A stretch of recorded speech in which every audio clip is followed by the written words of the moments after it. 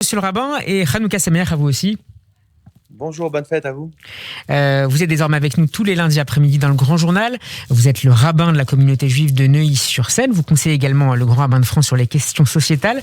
Et en cette période de campagne pour l'appel national pour la Tzedaka, vous nous parlez cet après-midi du Maaser Kesafim, la dîme. Comment la Torah définit-elle ce principe et cette pratique ?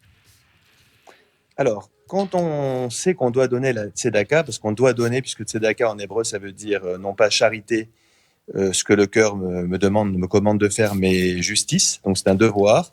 On a toujours un dilemme parce qu'on a parfois une sorte de culpabilité en se demandant est-ce qu'on donne assez, est-ce qu'on est assez généreux ou pas. Et il y a une institution dans le judaïsme qui est extraordinaire, qui est le Maaser Kesafim. Ça veut dire littéralement le dixième, la dîme, le dixième de l'argent. C'est-à-dire des bénéfices que l'on perçoit. Alors l'origine de cette institution n'est pas très claire.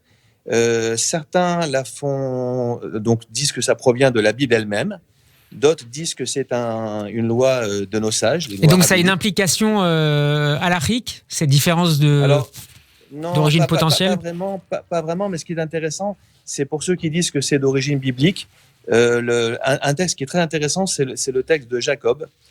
Jacob, en fait, lorsqu'il fuit son frère qui veut le tuer, Ésaü, tout le monde connaît, je pense que tous les auditrices, auditeurs connaissent le rêve de l'échelle. Et après ce rêve, il dit à Dieu, si je reviens sain et sauf chez moi, je m'engage à te donner 10% de tout ce que je vais acquérir pendant ma vie à venir. Donc 10%, et puis ça, selon certains, c'est l'origine biblique, enfin c'est une des sources de ce qu'on appelle le Maaser Kesafim, qui consiste donc à donner un dixième de ses revenus. Quels sont les bénéfices soumis au Maaser Kesafim, monsieur le rabbin Azoulay ? Alors, pour faire simple, parce que c'est assez complexe, d'abord, ce sont les revenus, en fait. Donc, quelqu'un qui gagne un salaire, il est censé donner un dixième de ce salaire. Les revenus du travail. Du travail, là, par exemple, l'impôt sur le revenu, mais une fois qu'on a déduit les impôts.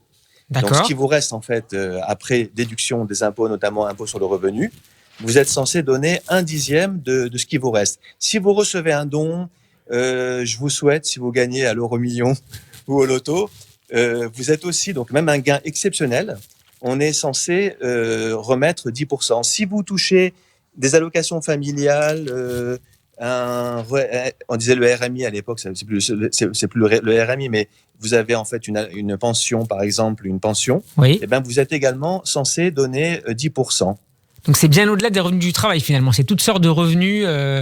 Ah oui, toutes sortes de revenus. Alors il faut savoir qu'on peut même aller jusqu'à 20%, c'est-à-dire 2 dîmes, donc finalement un cinquième des revenus. Mais ça n'est pas une obligation. L'obligation, c'est 10%. Et il ne faut pas non plus exagérer. Alors, c'est intéressant parce que le judaïsme est toujours une religion, une tradition qui cherche le juste milieu, comme disait Maïmonide. Il ne faut pas donner au point d'être soi-même dans la difficulté financière. Donc, il faut être généreux. Mais comme dit le vieux dicton, charité bien ordonnée commence par soi-même.